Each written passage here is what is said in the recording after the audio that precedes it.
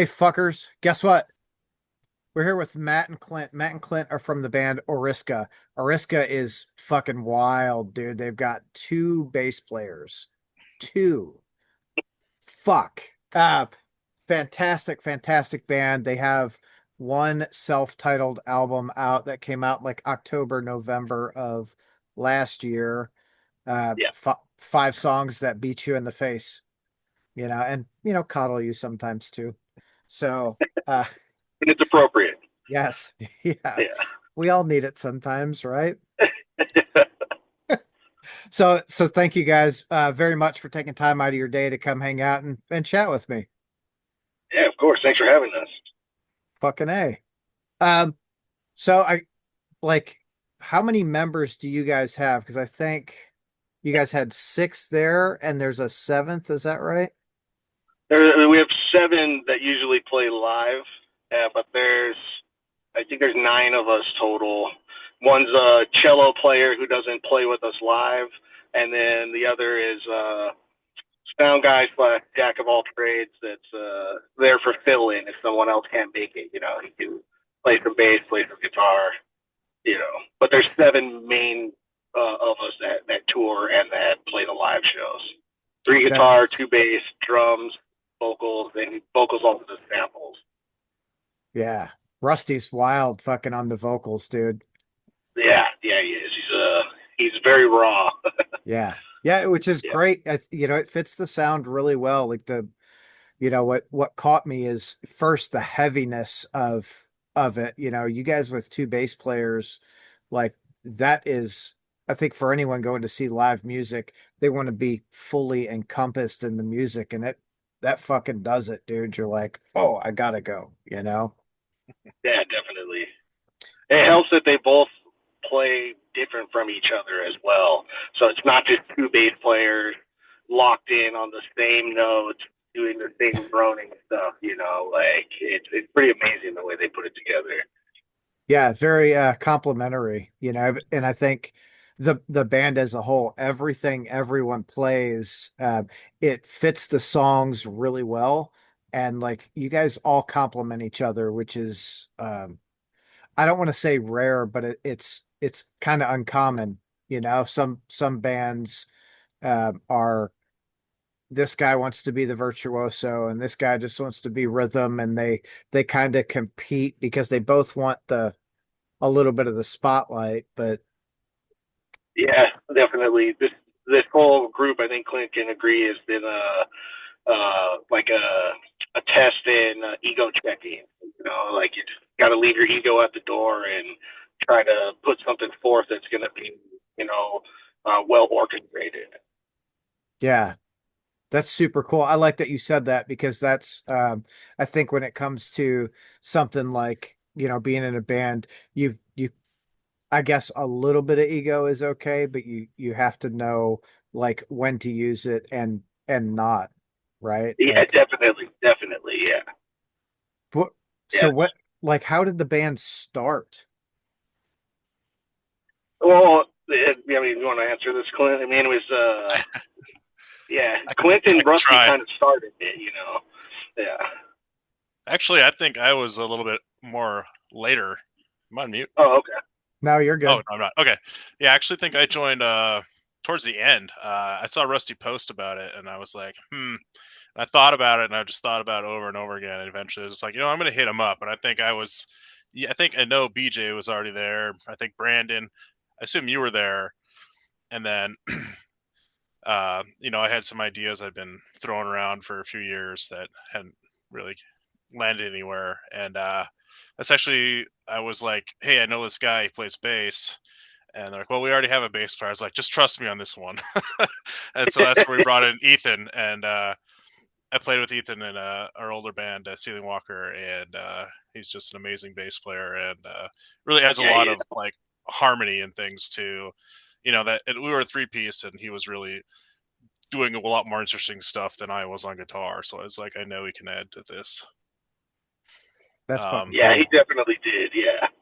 Yeah, but Rusty started talking about it, and he wanted to put something together, and so he talked with a few of us that were all in varying Fargo projects throughout the past years, and yeah, it just kind of came together. It was pretty organic. You know, we started emailing some song ideas back and forth, and then I live in California, so I would fly out to Fargo for practices. And our first practice, I think we did like 13 hours the first day that we were in the room together, yeah, working on stuff. You know, and it was really good to get in there too, and we had already had some idea of what we were working on, so it wasn't like, you know, well, let's get together and throw some stuff at the wall and see what sticks. You know, we had some stuff we were already working on and tightening up, and yeah, it's pretty awesome how it all has just come together. You know, and everyone seems to be working towards the main goal. You know, and I think it kind of helps that we all live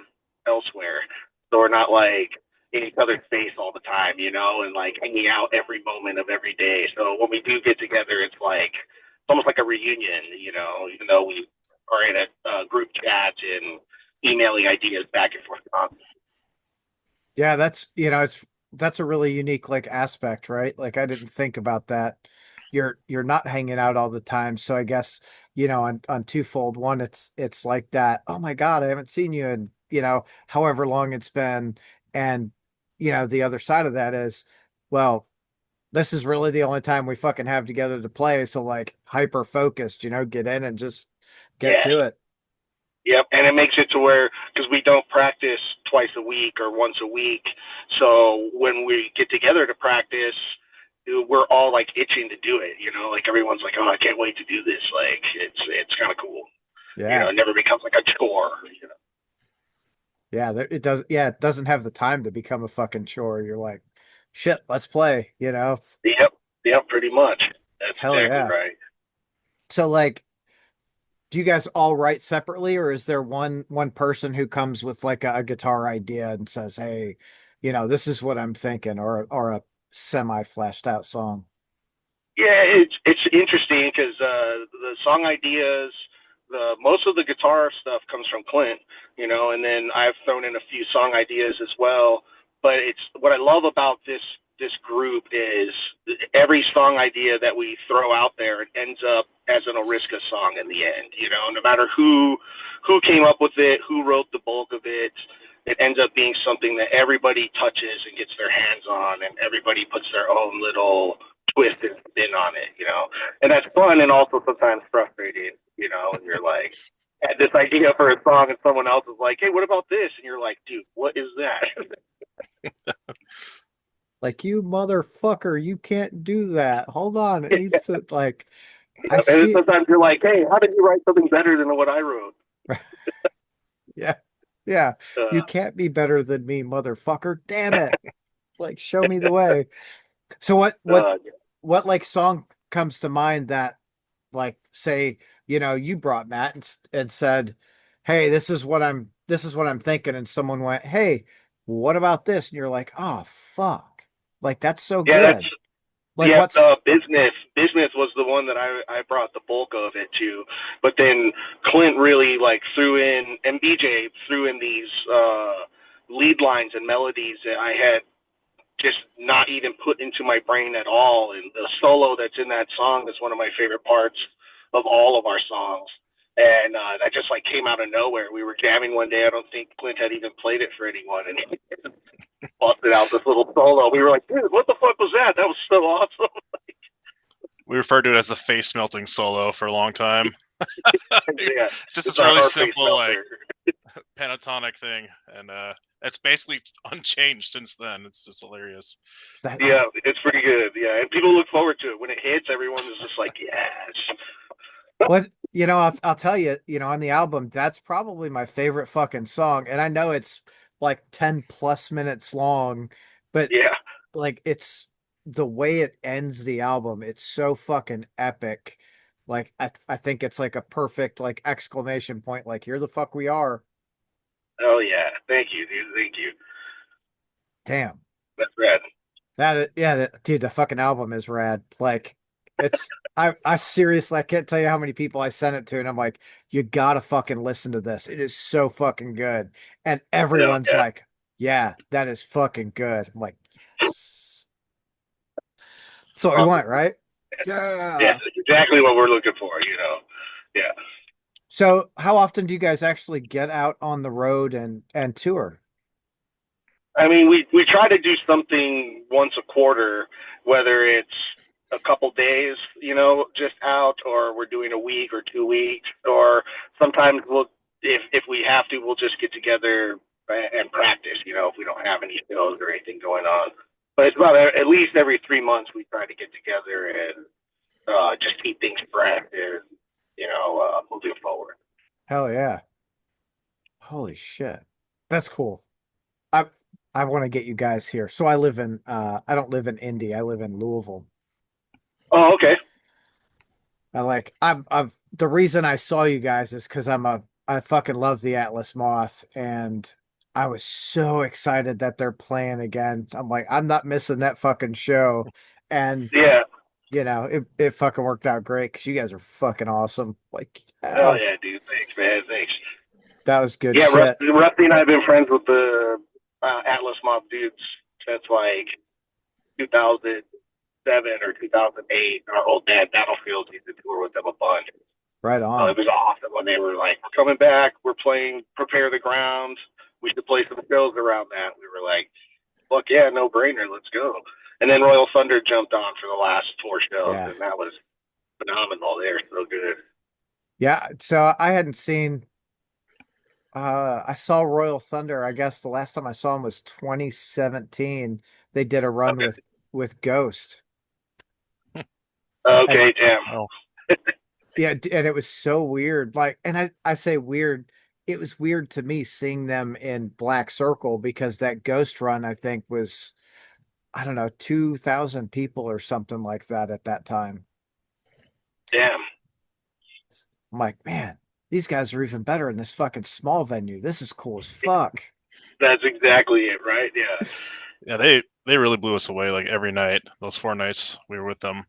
It's an amazing live band. Yeah.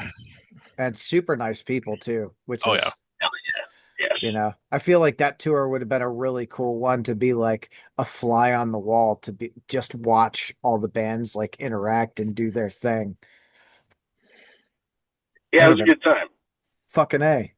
So, on that run, was there a night that really stuck out to you guys as like this night at this place was really cool, for whatever reason? I think Toronto, the Prepare the Ground Fest was pretty amazing. I don't know if Matt has a different opinion, but I think that was just. I mean, we went from watching Yob open that at a church down the street to playing just a few minutes later. Just pretty incredible. Yeah, it was awesome, and that was like we started playing, and there was like 100 people in there, and then by the time we were halfway through the set, they were like not letting people up, and it was just like the response was overwhelming, like it was really awesome, like to feel that energy from people, and then that show specifically too was the first one I've seen where we had a merch line that was like 30 people deep, which was fucking great, yeah, it was amazing. Yeah, Yeah, that's Toronto was really, really good show. Um, we had fun at Philadelphia too, which wasn't a big show, it just was a fun show. There was a lot going on in the town that day, and just the energy was amazing, and the people that were there were really fun. It was hell the yeah.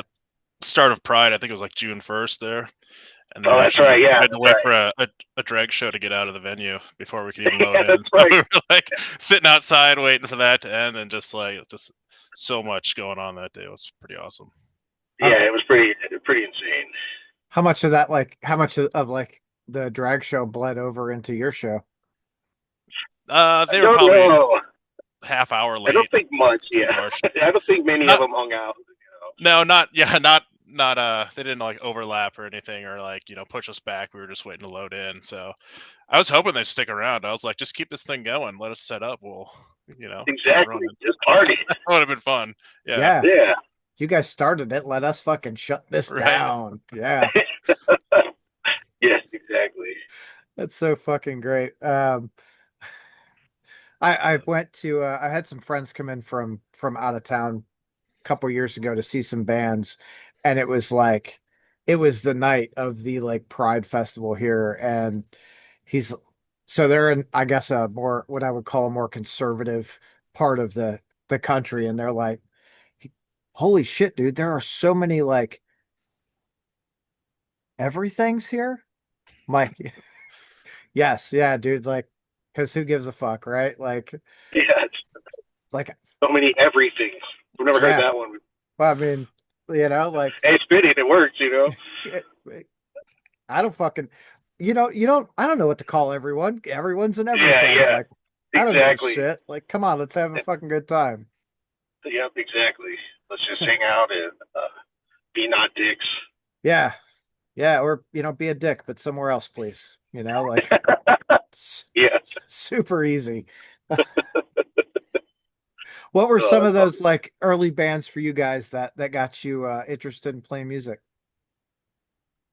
Oh man, I'm old, so I grew up on a lot of '90s alternative and metal. That got me into stuff. But when I met Rusty in the early 2000s, and I was describing to him like what I was looking for in music and how it was really frustrating because I'd find like these bands that would have one song that was heavy and I'd go buy the album and then the rest of the song is new metal garbage or album is new metal garbage and I'm just like, why is this happening to me?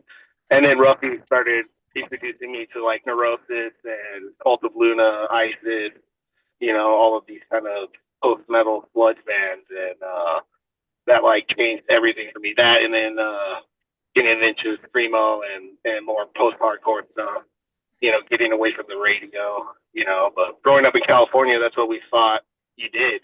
The local bands to me were Korn and Deftones and System of a Down, and so we thought that's what you did. You play shows, and a record producer will be there one day and be like, "Yo, these guys are rad. You need to be on Epic Records now." Like I had no idea you could DIY anything. That people Yeah. were touring on their own without huge label support, and I didn't even know that was an option until I was like 23. You know, How and then it's fucking, been what I do since then, you know, how basically. how cool is that though? Because I feel like, I'm old too. Like I'm pushing 50 at this point, and it was, so same thing. You grow up, I remember the hair metal in the 80s and you're like, I want to be a rock star. I want to play music. I want to do this thing. And the only way to do that is to, someone has to magically appear. And then yeah, Like, yeah, you start getting into like punk and watching, like the fucking grunge explosion, I think for me was a big like eye opener because it's like, hold on, like Nirvana, like I remember, 89 when Bleach came out, someone gave me the Bleach tape and I was like, this is cool, but no one fucking knows them, but I absolutely, yeah. love this. Well, they're touring, they're doing the thing like, oh fuck, Oh, I start hear that. Yeah, definitely. opens your eyes to like the whole punk world where it was, we're gonna throw a show at the high school gymnasium or the VFW or whatever we could get. So that was I think it's really made music today a lot more accessible because there are more bands like you guys, out there. You do the thing, you book your shows, you do your own merch, you're selling your shit, you're just getting out and doing it. And then we get to do fun shit like this and just talk music. At least fun for me. What about you, Clint? So I started out even before that, I guess, with classic rock. I was like a Led Zeppelin, Black Sabbath, The Who, CCR, Cream, all that. That's kind of what I was listening to in junior high when I started learning guitar. So that's probably why I have that. Actually, I know that's why I have that Les Paul. It's because I was wanted to be Jimmy Page, and I've had that since I was like 15. Um, and then kind of went into more indie rock and garage rock and stuff like White Stripes, Franz Ferdinand. I really liked Muse a lot. And then when I was 18, I saw a band from Florida at the VFW, kind of like you were saying, they're a band called Asthma Attack. They're just a two-piece screamo band, and that kind of just got me down that whole rabbit hole of like uh, Her Breath on Glass, Dance Macabre. Circle Takes Square, Seisha, and then from there, I had a friend who was in a defunct screamo band who like just burned me an entire albums or sorry hard drives worth of music, and that had stuff like Cult of Luna and like uh, Neurosis and Isis and things like that. And so I kind of skipped, the whole like Metallica and Pantera and all that. I just kind of went straight to that kind of quote unquote post metal kind of stuff. So um, just that's was my That evolution. like that's pretty cool. But I feel like you're younger, like probably in your like what early Yep, 30s. I'm 38. Okay. Yeah, I, I guess. I mean, wow, I'm just trying to think of like timeline because you're like I skipped the Metallica Pantera thing Well, I'm yeah. like, So I huh. was. I mean, I graduated high school in '05, so I mean, I had friends who were really into like Metallica and Korn and all that stuff, and it's like, yeah, I listened to like the Black album a few times. I was like, it's kind of cool. It just never really gripped me or anything. So, Yeah, um, yeah. No, No, that that makes sense. I Makes a think lot of sense. I mean, my first CD I ever bought was Ride the Lightning. When I was like 13, that I bought with my own money. yeah. And so I was like a big Metallica and Pantera, and yeah, I honestly I made fun of like Deftones and Korn and all of those bands until I was like 16, and then I ended up in the Deftones and Rage Against the Machine cover band for like 4 years. Like my my first CD purchase was Black Sabbath Paranoid and or Green Day Dookie, because I remember loving that album in like second grade, and I was like, oh, I just got to get it someday, because like back then you couldn't really Everybody's just had a love affair with Dookie at some point in their lives. I right. I yes. I just read a thing. James Gandolfini from The Sopranos was a huge fan of that album. He would listen to it on vinyl in his trailer while they were doing episodes. Like that's crazy. That's Yeah, dude, it wild. was it was huge back in like whatever it was, 94 or 95 when it Yeah, came out. It's just yeah. It everywhere as a fucking kid. exploded. Yeah, definitely. And that was I think that was a really wild time for like that Bay Area punk because everyone, like that Green Day album blew up. But while I say Bay Area, I should say like California as a whole, because that was around the same time that the Offspring's album just fucking blew up, where damn what I don't remember And, the name. Yeah, yeah, yeah. Uh, The Smash one was it? with yeah, the one with yeah. The it has like the skeleton on the cover or whatever. Yeah, I know what you're talking about. Yeah, yeah. that was That another one that we used to go into this pool hall when I was like 14, and we put on the jukebox that song where he's like, "You stupid dumb shit, goddamn motherfucker," and we thought we were like the coolest kids ever for playing that shit. You yeah. know? Yeah, We all did. It was like, man, this yeah. is this is the best thing fucking ever. It's so Uh, edgy and so heavy. Yeah, That you was know, that was a good album too. Yeah, for I sure. I think, and there are those albums through like all of the eras of music that everyone fucking knows, you know? Like the thing I remember about Smash is um at that time, Epitaph was being run out of Brett's house, and he shipped like 6 million records out of his garage. it's so Oh wow. insane. That's so insane. Like, how in the fuck, dude? Yeah, Like, that's crazy. good for him, good for all of those bands like that. I think it turned a lot of us on to a lot of bands that we otherwise wouldn't have known, you know? No, it's God. true. It's very true. It's interesting too when Green Day was like getting to that point.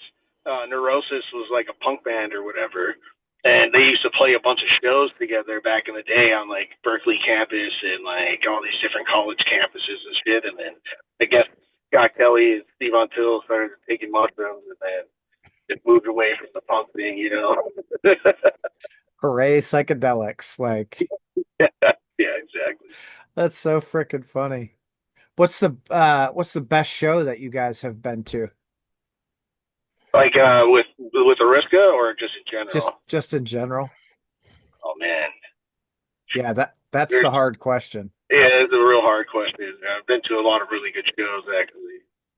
Uh, we just saw my wife and I saw David Gilmour last year at the Hollywood Bowl, and that was phenomenal. Like, I'm not usually like into like that kind of stuff or like solo musicians or whatever, but like it was awesome. He played so much stuff from Pink Floyd, and then a bunch of really awesome solo songs. And his daughter came out and played with them, and it was a really really good show.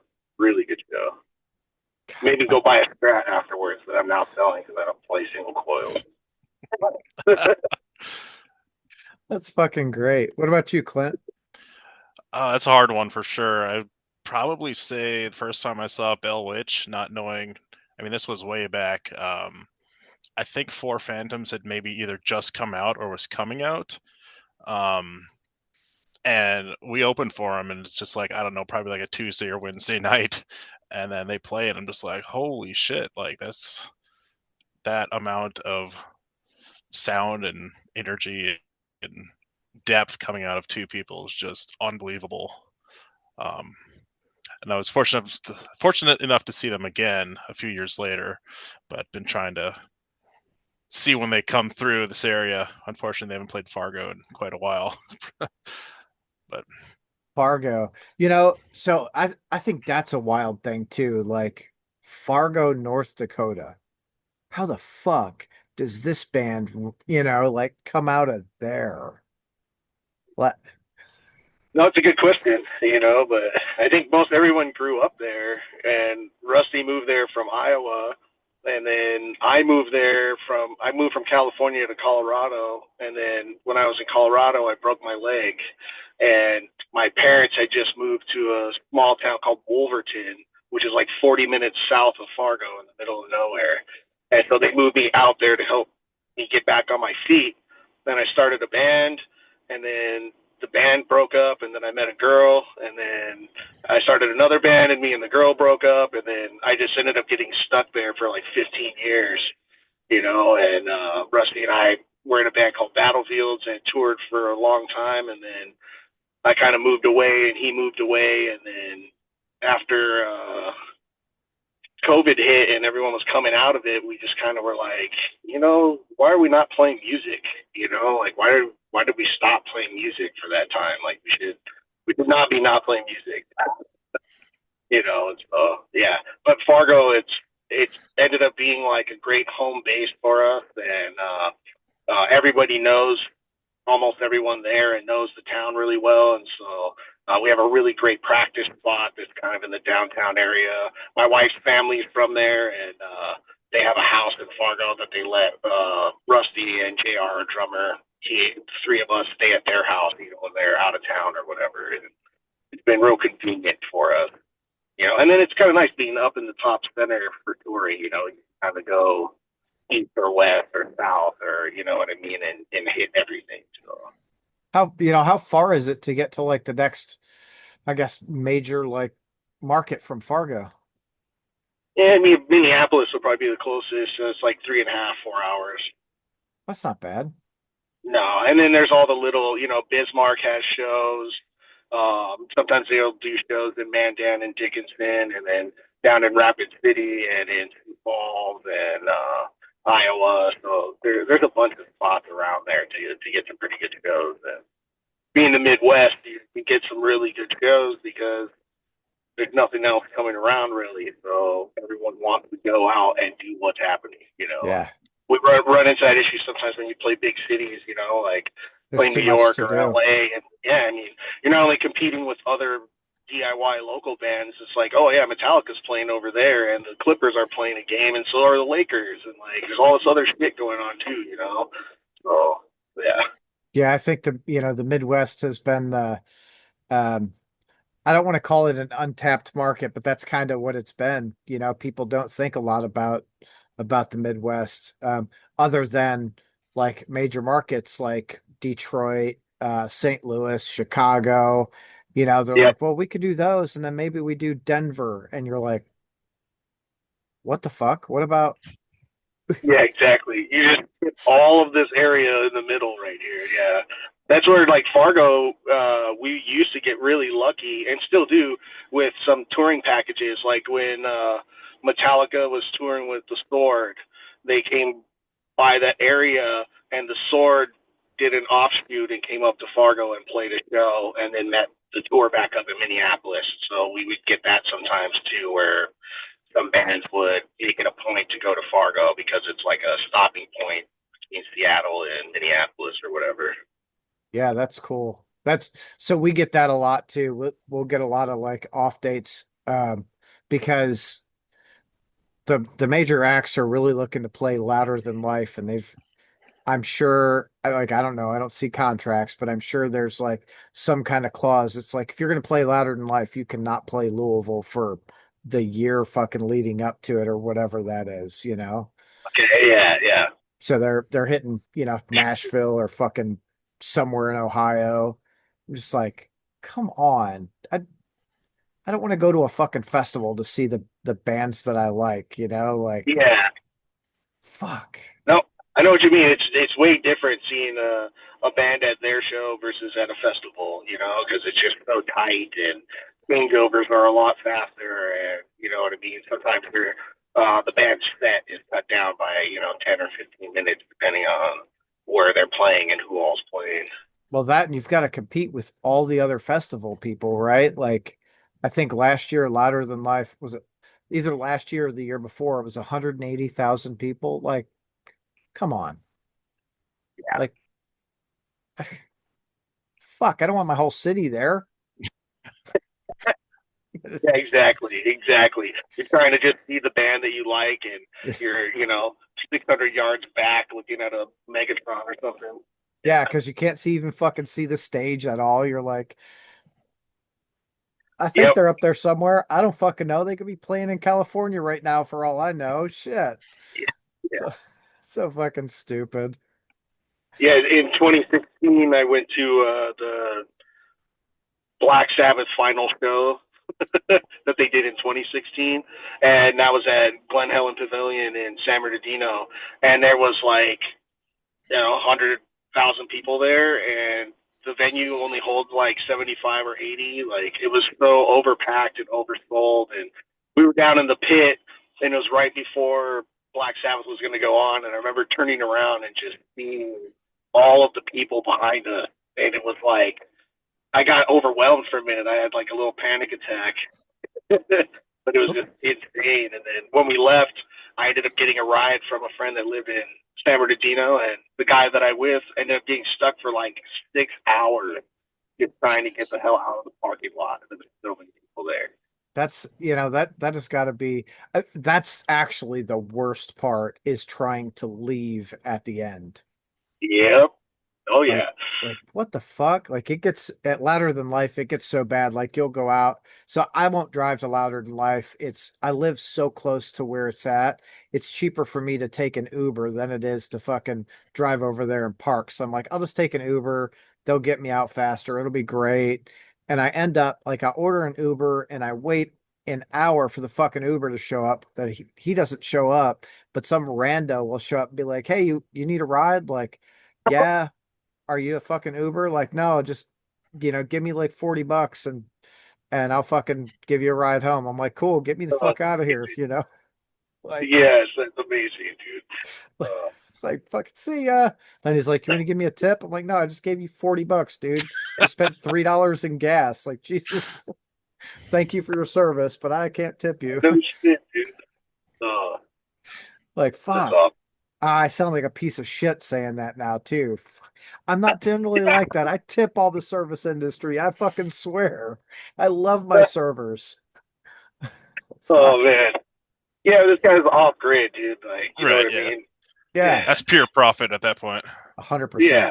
Yeah. Exactly. He doesn't have to pay Uber or anyone else. He got all that $40 in his pocket. Yeah, no taxes, nothing. He's like, see ya. Exactly. Good. You got 220s. You're good, dude. Yeah. That shit's so funny. So, the name of the band, does that Hmm. come from the town Oriska? Yeah, pretty much. It's one of those things where like Rusty drives the I-94 between Fargo and Billings. constantly. He runs a head shop, and they have a location in Fargo and a location in Billings. And Oriska is an exit like right outside of Fargo when you're heading towards Billings, and so we just saw the name all the time and just thought it was a cool sounding name. And then when we decided we wanted to go with that, we like looked into it and found out there's like some really cool lore surrounding the name as well, and it tied in pretty well, even though it was just kind of randomly chosen. That's fucking cool. What's some of Yeah. the lore behind it?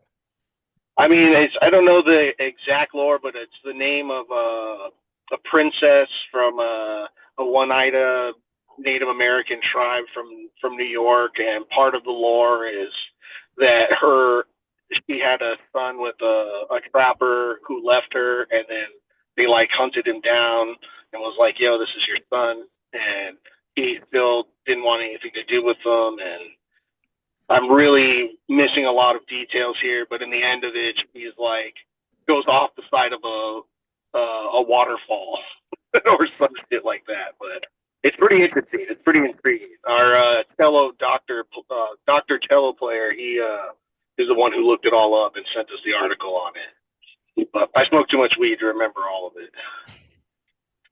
That's it. dude, if Dr. Cello is not his real name, I'm gonna be fucking upset. Like, hey, Dr. Cello, what's up? Even better, his name's Stevo. Yeah. It's amazing. Steve-O is he used to be a roommate of mine back in the day, and we used to do a lot of drinking and skirt chasing, and there were many times where I'd wake up and be like, "What the hell is that noise?" And then I'd go upstairs and I'm like, "That sounds like Convert." And then I go open my front door and Steve-O has driven himself home, parked the car, and the doors are open with the music blasting, and he's climbed himself into the passenger seat so he won't get a DUI if the cops come. So I Jesus. like carry him in the house. So many times I've had to rescue this guy for being drunk, and now he's a pediatrician with 3 beautiful kids and this really nice job, and like he's all clean cut, and you would never know that was his path. It's pretty amazing. He's a That's multi instrumentalist, and when we recorded, he came to the studio with his cello and hooked it all up, and so all the cello on the record and what we used for samples is all live recorded. It's oh, pretty that's awesome. super cool. Yeah. Yeah, he's Yeah, it's like, not I'm a like synth. doctor. I'm not going fucking touring. Like, I'll record this shit, but then get the fuck out of here with that. Like, all right. Sorry, Dr. Cello. Like, we're got you. That's so fucking great. That's wild. It's funny how like people can grow up. I think all of us, most of the people that grow up, like not me because I still haven't grown up, but like, you know, I was gonna say I'm on my way there. yeah, I'm still Yeah. trying. My wife actually like did this little she just got back on Facebook and she started this little Facebook marketplace thing for her and I, and she's like, for when we grow up. And it's like there's a fucking school bus on there. She's like, we can convert that and live on the road. I'm like, Yeah, babe, we're trying to fucking retire now. Like, I don't know if we need to go live on the road in a school bus. the bus. Yeah, No. it sounds nice. Yeah. The theory is great. I'm too old for that shit though. But like in our teens and 20s, we were God, I don't we were very irresponsible doing things we shouldn't have done. Oh And yeah. now some of us are doctors taking care of children. Yeah, he's a pediatrician too to top it off. You know. Yeah, that's fucking Yeah. wild. Good Yeah. for him though. Oh yeah, I couldn't be more proud of one of my friends. Especially one that partied that hard for that long. They don't usually turn around that way. You know. Right. No. Now Yeah. usually it's the other way, like, Yeah. oh, he died. Oh, okay. Shit. Or he's in prison or whatever. Like, Oh, that's great. oh fuck. So like over the next year for the band, do you guys have anything like that you're working to accomplish, or any like upcoming tours or anything? Nothing really. We have Dre Fest, which is in Billings. That's on August 8th, or is it the 9th? I think it's But the we're just ninth. doing, yeah, I think we're doing two shows. We're playing Butte, Montana the day before, and then Dre Fest the next day. And we'll get together a few days beforehand and practice. We've got a number of songs that we've been working on for the next album. We actually played one of them live on this last tour. Argon is the name of the track, but that one's not on the record. And the only reason we switched it out is the song Hydrogen on the record is the only song we have that's played on baritones in B standard. And so we were, with seven dudes in the band, you got five guitar players all together with the bassist. We were bringing 14, 15 guitars just to switch for one song. We were like, let's cut down on the amount of guitars we're bringing and put one of the new songs in here, but Yeah, that but like yeah, go that's ahead. I was gonna say that's a couple 100 pounds of weight, just five extra fucking guitars. You're like, It's an extra trip, you know what I mean? It's like, three or four extra trips back with the guitar in each hand, and just, all first world problems. I have too many yeah, guitars to load in for my band to go, but yeah, yeah, but it is. I think that's cool because it kind of, you allow some of the crowd to fucking see the material that you guys are really like, I don't know, that you've already released, and something that you haven't released. So they get the album and they're like me, right? Like, well, when's the fucking next thing coming out? Because I'm ready for it. Like, I want the next thing now. You know what I mean? Oh yeah, that's what we like to hear. That's awesome. Yeah, we've got, Well, I think we have like five tracks right now that we're tightening up, and then a few more ideas that we're still working on. yeah, Right. we're literally like working as we speak. I've got to send BJ some of the updated files here tonight yet, so it's a constant process of sending files back and forth and Yeah, writing. just tweaking things, and yeah, and it gets sometimes it gets convoluted when we're like, well, that's when we know it's time to get together and practice. When we're at a point of like trying to really mix and master these demos, we're like, okay, dude, let's just get together and hear how it sounds. Like, you know, before we end up wasting all this time on something we change. Right. But yeah, Yeah.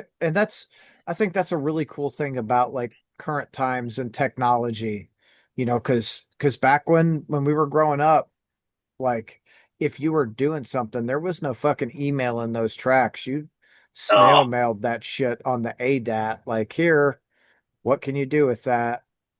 yep, exactly, dude. Yeah, but we have those two shows in August, and then we're just going to be focusing on writing the next album. We're working on some tour ideas, but everything's kind of up in the air at the moment. Nothing definitive. Right on. Well, Yeah. honestly, if you guys like want to come out this way and need help with shows, just shoot me a message and we'll figure it out. We'll help you find some shows because I'd fucking love to have you guys here. Hell yeah. Awesome. That would be badass. Fuck yeah. Absolutely. Yeah, it would. I think people would go fucking ape shit for you guys here. Hell yeah. That's awesome. Actually, like I'll tell you the fucking night you guys got to play here, and this is going to be so weird. You got to play Monday night here. Really? Yeah. Monday. All right.